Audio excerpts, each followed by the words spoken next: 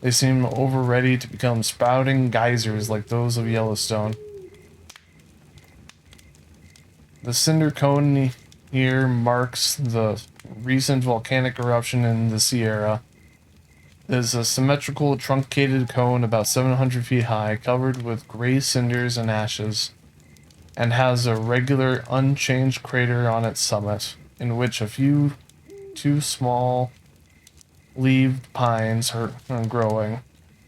These show that the age of the cone is not less than 80 years. It stands between two lakes, which a short time ago were one. Before the cone was built, a flood of rough vesicular lava was poured into the lake, cutting it in two and overflowing its banks.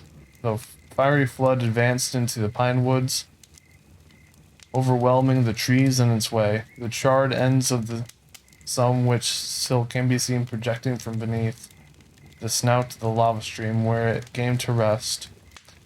Later still, there was an eruption of ashes and loose obsidian cinders, probably from the same vent, which besides forming the cinder cone, scattered a heavy shower over the surrounding woods for miles to a depth of from 6 inches to several feet. The history of this last Sierra eruption is also preserved in the traditions of the Pit River Indians. They tell of a fearful time of darkness where the sky was black with ashes and smoke that threatened the life every living thing with death, and that when at length the sun appeared once more, it was red like blood. Less recent craters in great numbers roughen the adjacent region, some of them with lakes in their throats, others overgrown with trees and flowers. Nature in these old hearths and firesides having literally given beauty for the ashes.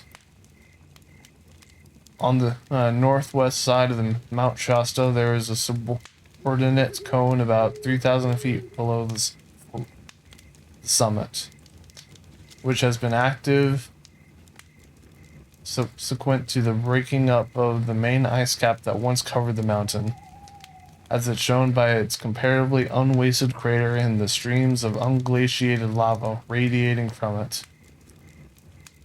The main summit is about a mile and a half in diameter, bounded by small crumbling peaks and ridges, among which we seek in vain for the outlines of the ancient crater. These ruinous masses and the deep glacial grooves that flute through the sides of the mountain show that it has been considerably lowered and wasted by ice. How much we have no sure means of knowing.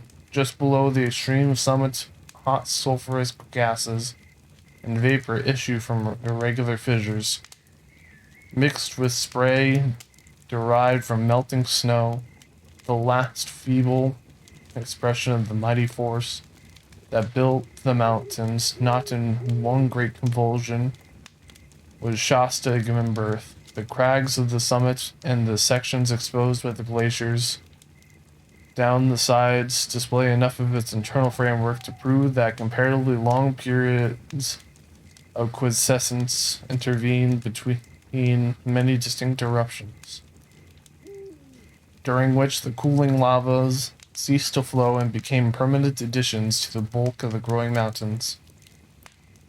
With alternate haste and deliberation, eruption succeeded eruption, till the old volcano surpassed even its present sublime heights.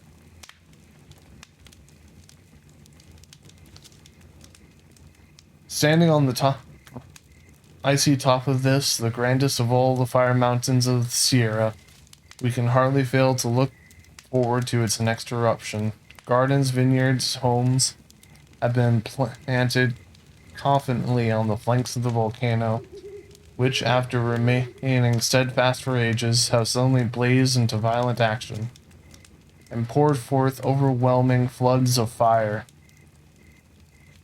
It is known that more than 1,000 years of cool calm have intervened between the violent eruptions, like gigantic geysers spouting molten rock instead of water. Volcanoes